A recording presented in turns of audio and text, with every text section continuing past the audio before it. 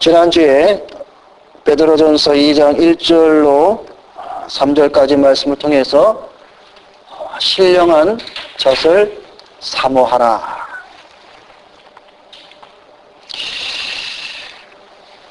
그래서 하나님의 거듭난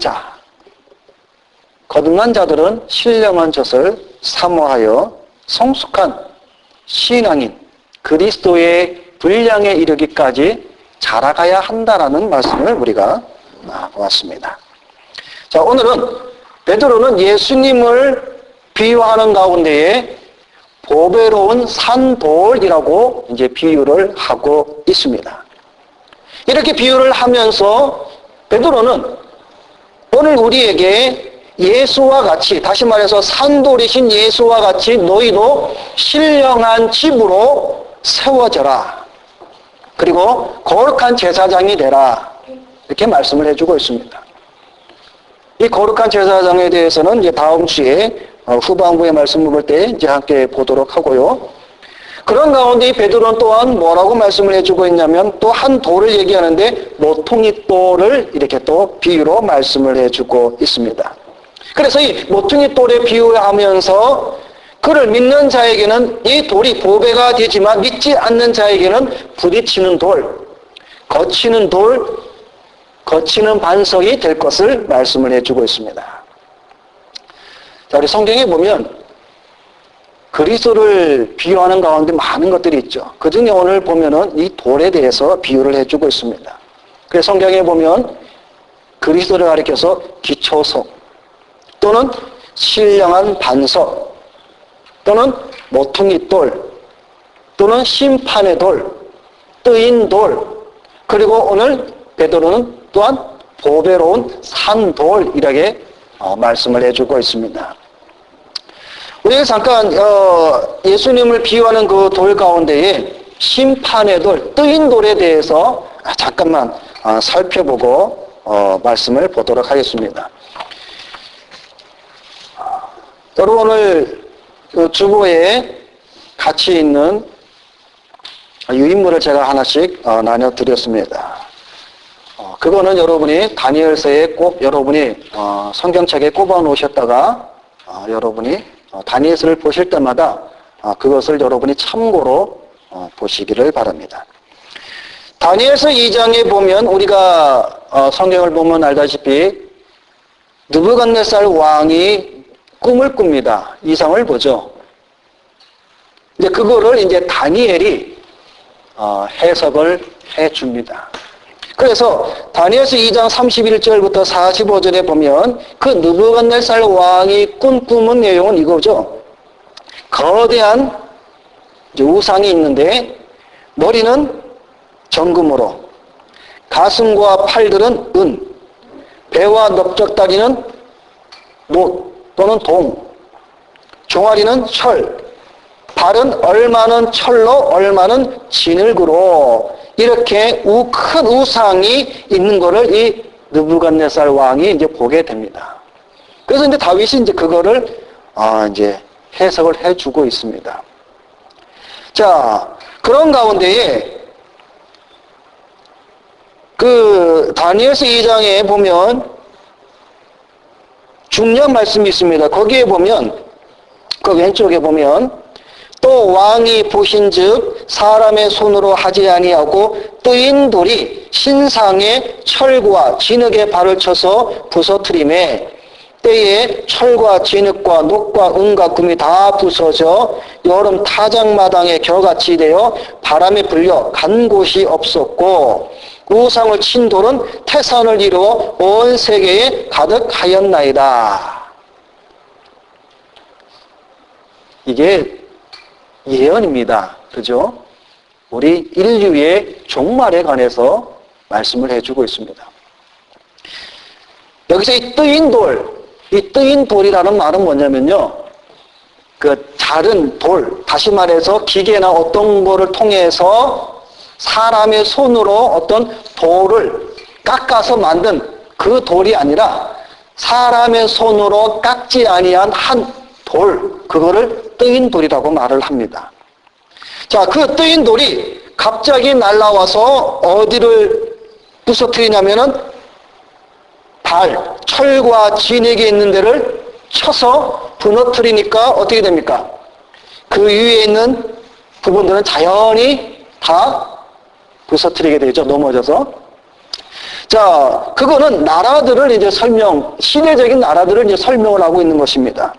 그래서 이 2장의 말씀과 또 다니엘서 7장에 가보면 다니엘의 이상을 봅니다. 1절부터 18절까지 보면 이제 거기에 4가지 이제 동물이 나오죠. 첫째는 사자요, 둘째는 곰이요, 셋째는 표범이요, 넷째는 무섭고 놀라운 한 짐승. 근데 그 짐승은 10뿔이 있고 그 10뿔 가운데에 또 작은 뿔이 나오고 그 작은 뿔에 이제 셋뿔 가운데 또 뿔이 나오고 이제 이것을 이제 보여줍니다. 그러니까 다니엘서 2장이나 7장의 말씀은 이제 동일한 말씀으로 장차 이 세계가 어떻게 멸망할 것인가를 예언해주고 있는 말씀입니다. 그럼 지금 우리가 지금 살고 있는 시대는 지금 어디에 속하고 있습니까? 금입니까? 은입니까? 아니죠. 지금 우리가 살고 있는 시대는 맨 마지막에 철과 진흙의 시대요, 열국 시대에 지금 우리는 살고 있습니다. 다시 말해서 곧 머지않아 이 세상의 종말이 올 것을 우리에게 가르쳐주고 있습니다. 우리가 역사적으로 볼 때에 바벨론 나라가 사라졌고 메데파사, 페르시아가 사라졌고 그리스, 헬라 나라가 사라졌고 로마 제국이 사라졌고 지금은 어떻습니까? 온 세계의 열국들이 이 마지막에 시대를 지금 보내고 있지 않습니까? 이 마지막 때에 이제 한 뜨인 돌이 나타나서 이 열국을 부서뜨리고 하나님의 나라, 하나님의 왕국이 세워질 것을 이제 보여주고 있습니다. 이 뜨인 돌, 이 돌이 바로 예수 그리스도라는 사실을 가르쳐주고 있습니다. 이것을 여러분이 다니엘서를 여러분 읽으실 때에 참고해 주시고 또 주변에 잘못된 종말론과 잘못된 예언에 대해서 말하는 사람들을 우리가 이런 말씀을 통해서 여러분이 잘 분별을 해 주시기를 바랍니다. 자, 그런 가운데 오늘 이 사도 베드로는 보배로운 산돌, 이 모퉁이 돌을 예수 그리스도에 비유하면서 우리에게 오늘 4절 말씀에 보면 이렇게 시작을 하고 있습니다. 사람에게는 버림바가 되었으나 보배로운 산돌, 예수 그리스도가 사람에게는 버림바가 되었다라고 말씀을 해주고 있습니다. 근데 이게 구약의 예언입니다. 시편 118편 22절에 있는 말씀에 건축자의 버린 돌이 집 모퉁이의 머릿돌이 되었나니, 그러니까 건축자의 버린 돌, 사람들에 의하여서 버림받은 것을 예언을 해주고 있습니다. 그래서 생명 되신 예수 그리스도께서 이 세상에 왔으나 사람들이 그를 알아보지 못하였고 배척하였다라고 말씀을 해주고 있습니다. 여러분, 우리가 요한복음 1장에 보면 사도 요한도 이렇게 말씀을 해주고 있습니다. 빛이 어둠에 비치되 어둠이 깨닫지 못하더라. 세상이 그를 알지 못하였고 자기 백성이 영접지 아니하였다라고 증언하고 있습니다. 예수를 메시아로 영접하여야 할 건축자들이 유대인마저 이 예수를 버렸다라고 말씀해주고 있는 겁니다. 오히려 핍박하고 오히려 그를 십자가에 못 박은 사실을 우리가 알 수가 있습니다. 이렇게 버림받고 배척당한 예수 그리스도는 그러나 하나님께로는 택하심을 받아 그로 인하여서 우리에게 구원의 역사를 베풀어 주심을 또한 성경은 우리에게 가르쳐주고 있습니다. 그런 가운데 오늘 사도 베드로는 우리에게 이렇게 명령을 하고 있습니다. 5절 말씀에 보면 너희도 산돌같이 신령한 집으로 세워지고, 자, 이제 오늘 여기 이제 중심되는 말씀이 나옵니다. 베드로는 산돌과 같이 신령한 집을 세워라. 그러면 신령한 집이 무엇을 말하고 있는가? 바로 교회입니다. 베드로는 교회를 세워라 말씀을 해주고 있습니다. 그 신령한 집. 근데 여러분 여기서 오해하지 말아야 됩니다. 눈에 보이는 교회 건물을 세우라고 말하는 것이 절대로 아닙니다. 눈에 보이지 않는 참 성전인 교회를 세우라는 겁니다. 근데 사람들은 이 말을 오해하여서 수백억, 수천억을 들여서 눈에 보이는 건물, 교회를 열심히 짓느라고 얼마나 많이 애를 쓰는지 모릅니다. 그것은 잘못된 겁니다. 성경에서 오늘 여기 베드로를 통해서 우리에게 말씀해 주고 있는 이 신령한 집 교회는 건물이 아닙니다. 여러분 우리가 사실 그 교회에서 용어를 쓸 때에 우리는 주의를 해야 합니다. 사실 예를 들면 여러분 우리가 뭐 중보기도 많이 예를 쓰죠. 중보기도 해야 된다. 사실 이 중보기도는 이 중보라는 말은요, 우리는 쓸 수가 없습니다. 이 중보기도, 중보자, 중보에 대해서는 오직 예수 그리스도에게만 속한 단어입니다. 그럼 우리는 어떻게 이 중보기도 해야 됩니다 라고 할 때에 우리는 어떤 말로 해야 되느냐? 간구기도 또는 도보기도 이렇게 말을 바꿔야 됩니다. 이게 올바른 용어입니다. 마찬가지로 오늘 우리가 눈에 보이는 이 교회,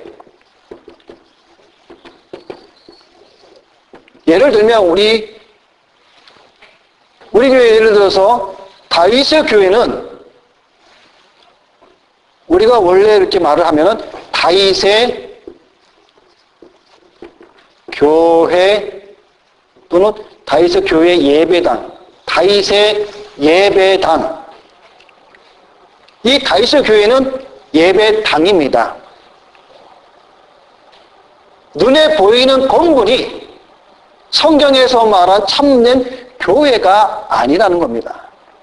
그래서 교회는 유형교회와 무형교회로 나누어집니다. 이 유형교회는 눈에 보이는 건물, 무형교회는 눈에 보이지 않는 우리의 심령, 영혼, 우리 성전을 가리킵니다. 성도들의 성전. 그래서 눈에 보이는 건물인 이 유형교회에는 알곡과 가라지가 함께 다닙니다. 그러니까 오늘날 수많은 교회들 속에 알곡과 가라지들이 함께 교회 당에 다니고 있습니다. 그러나 무형교회는 알곡을 의미합니다. 그러나 우리가 누가 알곡인지 무형교회인지 하나님의 참된 택함 받은 성전인지 우리는 알 수는 없습니다. 오늘 베드로는 오늘 우리에게 말씀해 주는 것은 눈에 보이는 건물이 아니라 눈에 보이지 않는 참된 신령한 집 성전, 다시 말해서 산돌이신 예수 그리스도와 함께 지어져 가야 된다, 세워져 가야 된다라고 말씀을 해주고 있는 것입니다. 그래서 사도 바울은 고린도전서 3장 16절에 너희가 하나님의 성전인 것과 하나님의 성령이 너희 안에 거하시는 것을 알지 못하느냐? 우리에게 이렇게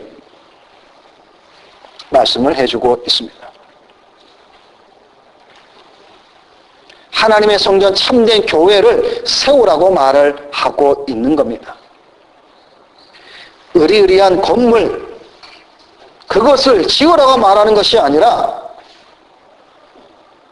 참 성전, 하나님이 거하시는 성전을 보배로운 산돌이신 예수 그리스도와 함께 너희가 세워져 가야 한다라고 말씀을 해주고 있는 겁니다.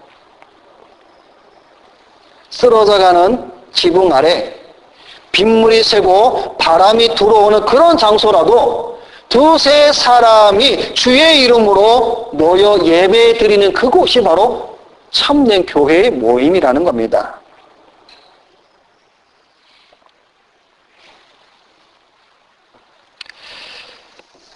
자, 여기서 잠깐 우리 사람들이 오해하는 부분 중에 이 베드로의 이름에 관해서 잠깐 우리가 또 한번 살펴보도록 하겠습니다.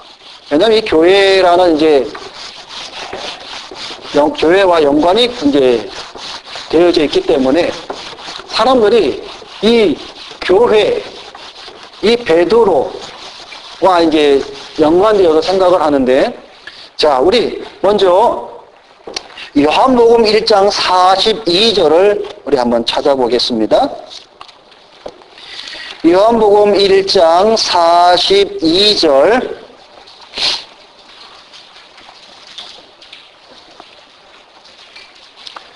여러분, 그러니까 이 베드로, 이 단어에 대해서 여러분은 오늘 정확히 잘 아시기를 바랍니다. 자, 42절 우리 다 같이 읽습니다.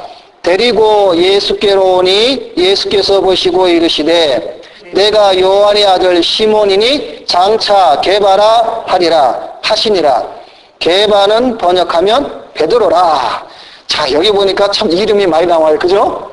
자, 요한의 아들 처음에 누가 나오죠? 시몬, 그죠? 사이몬, 시몬이 나오죠. 그 다음에 뭐죠? 게바. 케밥 아니에요? 게바예요, 게바. 게바. 자, 그 다음에 또 뭐가 나오죠? 게바는 번역하면 베드로라. 참, 이름도 많아요, 그죠? 이게 다 다른 이름입니까? 같은 이름입니까? 예? 아니, 이게 다 이름이 달라요? 아니면 같은 이름이에요? 예? 게바는 누구고, 시몬은 누구고, 게바는 누구고, 베드로는 누굽니까? 다들 동일인물이죠, 그죠? 예. 자, 게바라는 말은요, 이거는 아람어입니다, 아람어. 그러니까, 시몬이라는 말을 아람어로는 게바고, 이 게바, 이 아람어를 번역하면 베드로. 이게 헬라어인데, 예.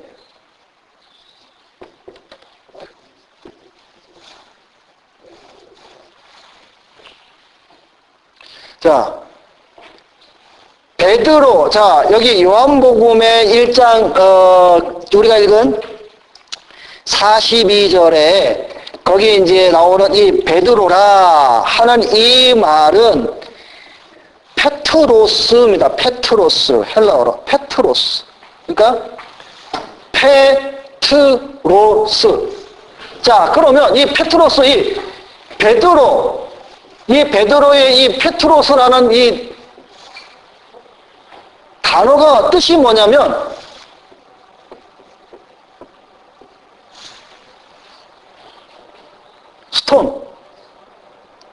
스톤이 뭐죠? 돌이죠, 돌. 그죠?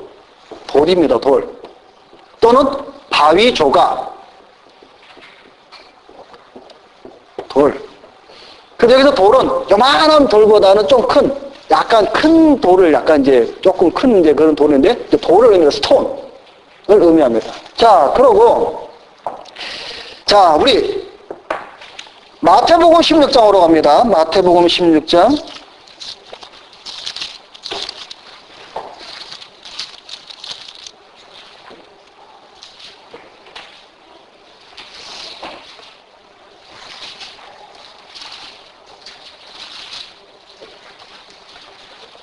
자, 마태복음 16장 15절.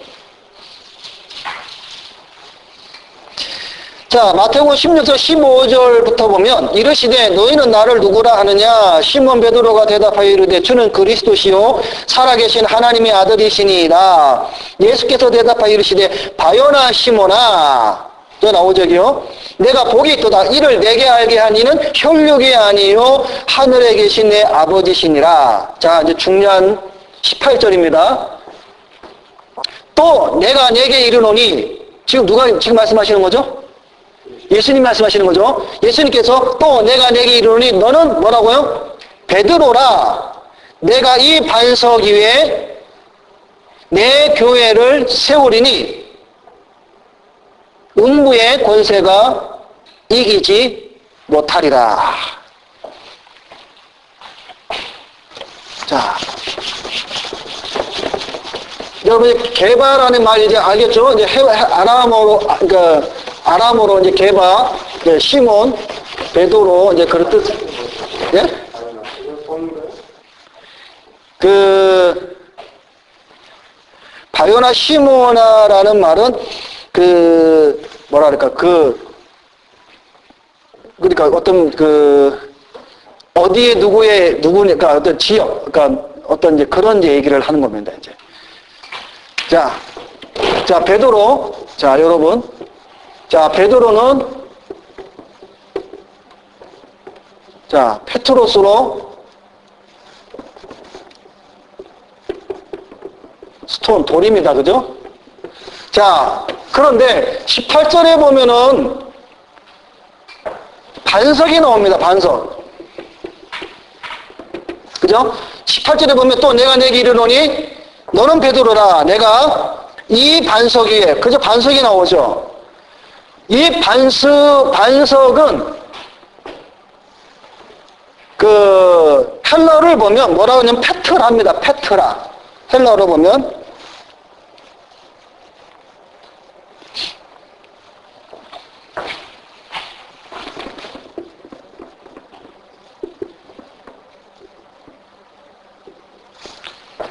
자, 그러면 이거는 무슨 말이냐?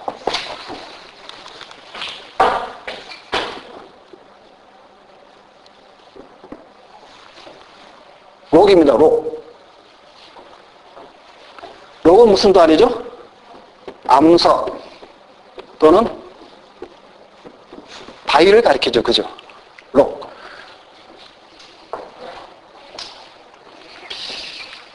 여러분, 스톤하고 록하고 같습니까? 다르죠? 분명히 다릅니다.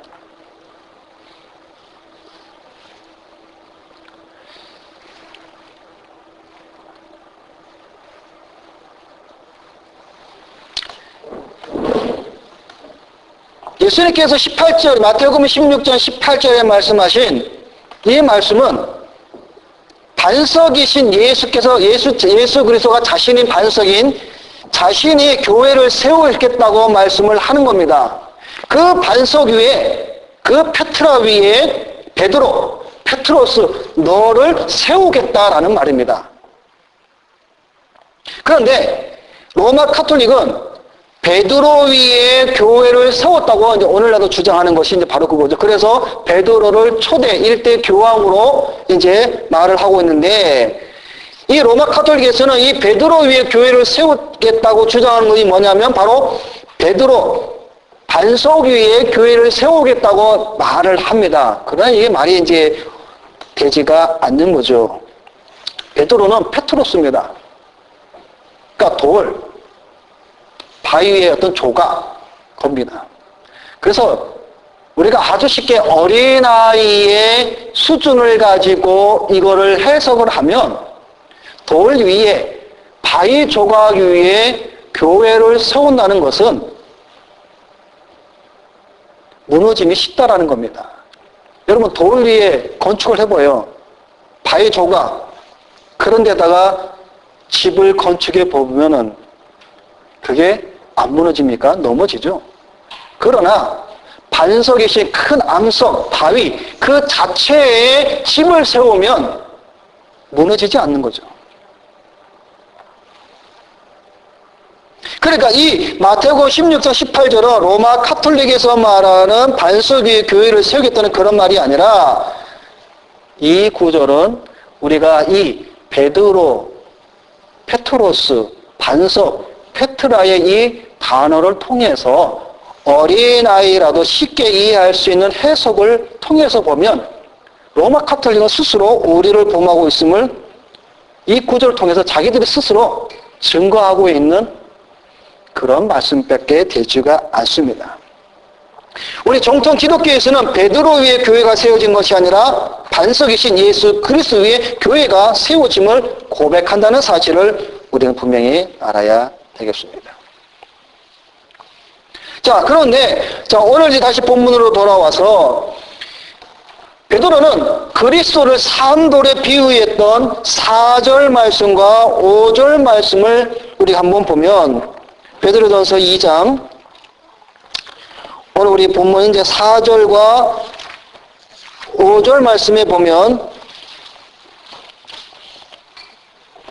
자, 4절에 산돌이신 예수께, 그 다음에 5절에 산돌같이, 너희도 산돌같이 이 말이 있는데, 이 산돌, 이 단어가 똑같이 산돌로 번역되어 있지만, 우리가 헬라어 원어를 보게 되면, 단수와 복수로 나누어져 있습니다. 다시 말해서, 4절에 보배로운 산돌이신 예수께서 이 산돌은 단수고, 5절에 너희도 산돌같이 이 말은 여기에 나오는 이 산돌은 복수로 쓰여져 있습니다. 그럼 이 말의 뜻은 뭐냐면 성도 각 개인으로서는 신령한 집인 교회를 세울 수 없다는 말입니다. 다시 말해서 성도는 교회의 산돌이신 또는 모퉁이 돌이신 그리스도와 연합하여 또 다른 성도들과 함께 하나가 되어 신령한 집인 교회를 세워 나가야 한다는 사실을 가르쳐주고 있는 겁니다. 그러니까 이 교회는 혼자 짓는 것이 아니라 몸의 각 지체가 한 몸이 되는 것처럼 성도들 모두가 함께 지어져 가는 것입니다. 여러분, 손만 있는 사람을 가지고서 우리는 온전한 사람이란 아니죠. 손, 발, 눈, 코 다 각각 떨어져 있으면 우리는 그걸 가리켜 온전한 몸이라 말하지 않습니다. 손, 발, 눈, 코 이 모든 것이 하나가 되어서 한 몸을 이룰 때 우리는 온전한 몸이다라고 말을 하는 것처럼 교회도 여러 지체들이 모여서 함께 신령한 집을 지어져 간다라는 사실입니다. 그래서 5절 말씀에 세워지고라는 말은 우리가 방금 보았던 마태복음 16장 18절에 나오는 내가 이 반석 위에 내 교회를 세우리니 이 세우리라는 이 말씀의 동사와 동일하게 사용되었다라는 겁니다.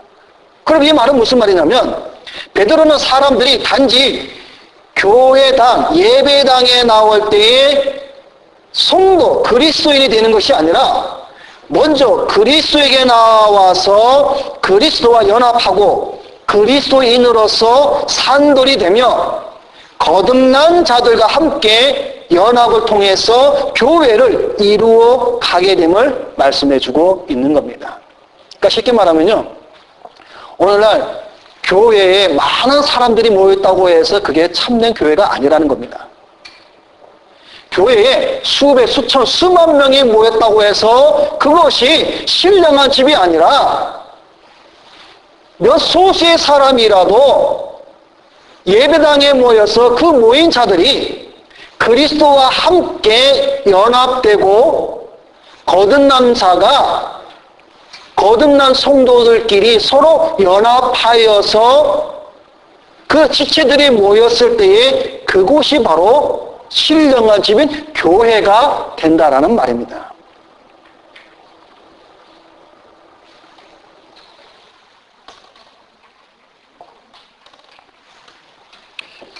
자, 베드로가 이렇게 말을 하는 것이 이렇게 신령한 집을 세우라는 것이 자기의 이야기가 아니라 6절 말씀에 보면 경에 기록하였으되, 다시 말해서 구약 성경에 이미 벌써 기록되었고 그것을 그렇게 하라고 말씀하신 것을 자기가 다시 지금 말을 함으로 너희는 그렇게 신령한 집 교회를 세워가라, 그렇게 지금 말씀을 하고 있는 것입니다.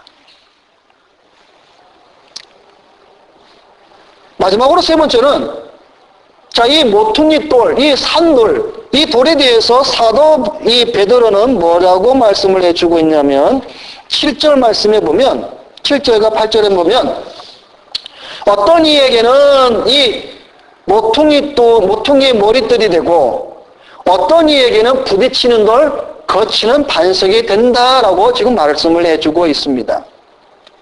믿는 사람에게는 예수가 보배로운 구원자, 산돌, 모퉁이돌이 되지만 믿지 않는 자들에게는 예수님이 굴러다니는 돌같이 사람들로 하여금 걸려 넘어지게 하거나 장애물이 된다는 말입니다. 즉, 이 세상을 살아나갈 때 예수가 방해가 되고 불편하다는 겁니다. 이런 자들에게는 걸림돌이 된다, 거치는 반석이 된다 라고 말씀을 해주고 있는 겁니다. 여러분, 예수님이 여러분이 인생을 살아가는 데에 거침돌이 되고 장애물이 됩니까? 그런 사람들이 있습니다. 내가 예수를 안 믿었으면, 내가 예수 그리스도를 몰랐으면 자기의 양심에 거리낌이 없다는 거죠. 사기를 치고 남을 죽이고 남의 것을 훔치고 악독하게 살아도 자기 양심에는 부딪히지가 않으니까, 다시 말해서 내가 예수를 믿는 그 이유 하나만으로, 교회를 다닌다는 그 이유 하나만으로 자기 스스로 양심에 짐이 돼요. 설령 믿음이 없는 사람도 교회를 다니고 예수를 믿는다고 자칫 말하는 사람들조차도 예수 때문에 때로는 찔림이 된다는 거죠. 그래서 자기는 자기 마음대로 살고 싶은데 예수 그리스도가 방해물이 되고 장애물이 된다는 겁니다. 근데 여러분, 여기서 분명히 알 것은 예수 그리스도 자체가 방해물이 되고 장애물이 되는 것은 결코 아니다라는 사실을 여러분이 아시기를 바랍니다. 좀 더 쉽게 우리 학생들을 위해서 예를 들어 설명을 하면, 여러분, 도둑놈이 어떤 집에 가서 물건을 훔치려고 밤중에 그 집으로 갑니다. 근데 그 집으로 물건을 훔치러 가는데 그 집 앞에 경찰관이 서 있어요. 그 집을 이제 돕니다. 순찰 그 동네를 돕니다. 그런데 도둑놈에게 있을 때 이 경찰이 헬퍼, 돕는 자입니까? 아니면 방해자입니까? 방해자죠, 경찰이.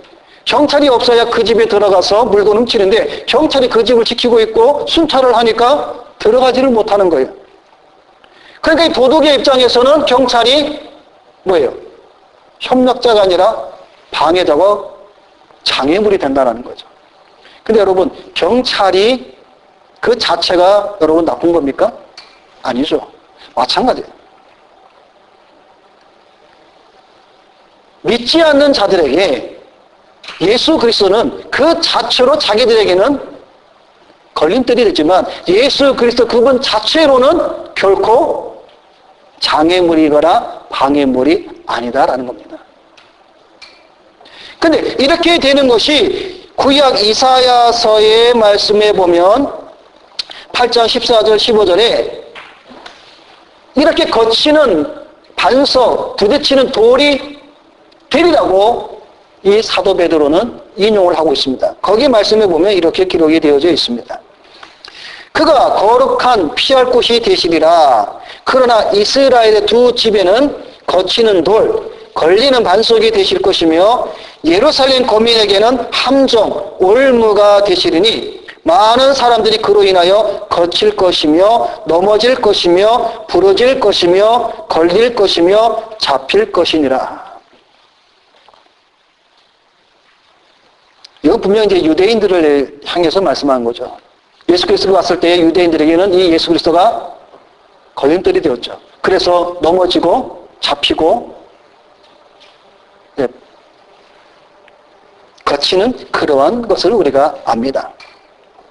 그런데 사도 베드로는 이렇게 믿지 않는 자들에 대해 말씀을 순종치 아니함으로, 다시 말해서 순종치 않아 말씀에 넘어졌다. 그런데 이렇게 믿지 않는 자들이 넘어지는 원인이 순종하지 않는 불신앙에 있음에도 불구하고 사도 베드로는 뭐라고 말씀을 해주고 있냐면 그들이 이렇게 믿지 않는 원인은 하나님이 이렇게 정하신 것이다 라고 말씀을 해주고 있습니다. 사도 베드로는 이중 예정인 유기에 대해서 여기서 선포하고 있습니다. 그러니까 사도 베드로도 사도 바울과 같이 하나님의 예정 안에서의 유기를 설명하고 있는 겁니다. 사실 우리 초대교회 모든 우리 사도들뿐만 아니라 신앙의 기본은 하나님의 예정에서의 또한 버림받은 자에서의 신앙의 지식을 가지고 있었습니다.